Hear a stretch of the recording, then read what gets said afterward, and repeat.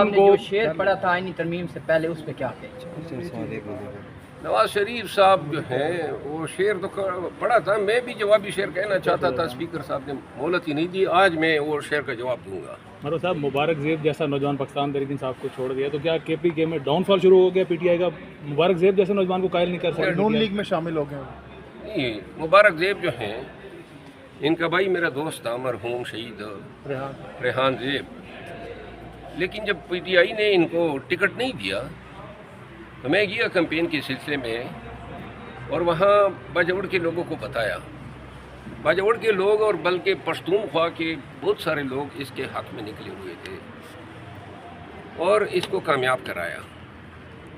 یہ ہم جب آ جاتے ہیں، یہ نشست، یہ منصب صرف ہمارا نہیں ہوتا ہے، ہمارے ووٹر سٹیک ہولڈرز ہیں، ہماری شناخت، ہمارا قبیلہ، ہماری کاسٹ، ہمارے والدین کی تربیت، اور یہ جو گئے ہیں، یہ عثمان اور یہ چھدڑ اور قریشی اور فلاں کیا منہ دکھائیں گے؟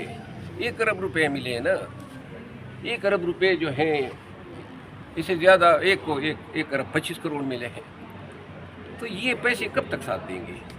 لیکن جو اپنی خاندان کے لیے، اپنے حلقے کے لیے جو انہوں نے بدنامی لے لی ہے اور اپنی مٹی پلید کی ہے، تو لہٰذا، اور یہ جو باجوڑ کے لوگوں کو میں گلہ کروں گا، بڑا مجھے کنڈیم کر رہے تھے نا کہ زیادتی کی ہیں آپ آئے اور میرے خلاف کمپین بھی چلائی۔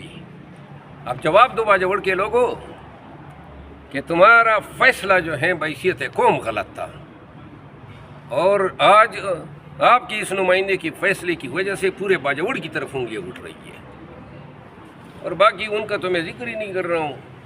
وہ جو ایک سانڈ کی طرح تھا،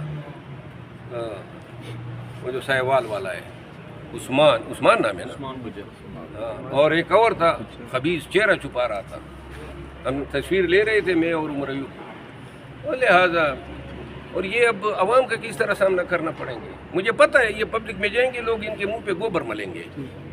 بہت شکریہ، تھینک یو۔